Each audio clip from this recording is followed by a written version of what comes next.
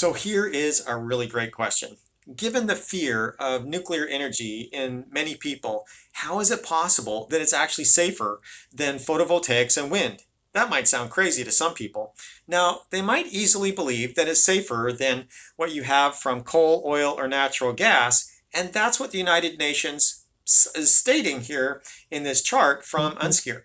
And that might make sense given the effect of all of the pollutants in the air. But what you see here is that nuclear is less than 1/100th of a percent on this scale, which is substantially lower than photovoltaics, more than 10 times safer in terms of the number of deaths per amount of energy that you get.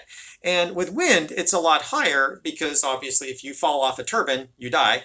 But the point is that yes, nuclear is incredibly safe to the point where if you are valuing human life and saying that's what's important, then hands down, you're really going to have to acknowledge that nuclear is the safest, unless of course you refuse to believe this data. You could say, well, the data is wrong or the people are biased, or you can come up with whatever excuse you want to say that nuclear is more dangerous. But the facts of what have been measured in terms of people that have been observed to die from these different energy sources, it comes down to nuclear. Nuclear just has an incredible safety record. We have an extremely disciplined attitude about prioritizing safety so that the levels that we would allow somebody to be exposed to are substantially orders of magnitude below the levels that would be required to have any kind of measurable effect, so that the worst thing that could possibly happen is no measurable medical effect, like what happened with Fukushima.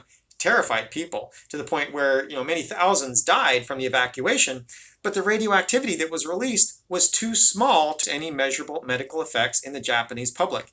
And so, yeah, when it comes to deaths, nuclear is the best, hands down the safest when it comes to the amount of deaths that you get per amount of energy that you get out. Nuclear is the best. So I hope that helps.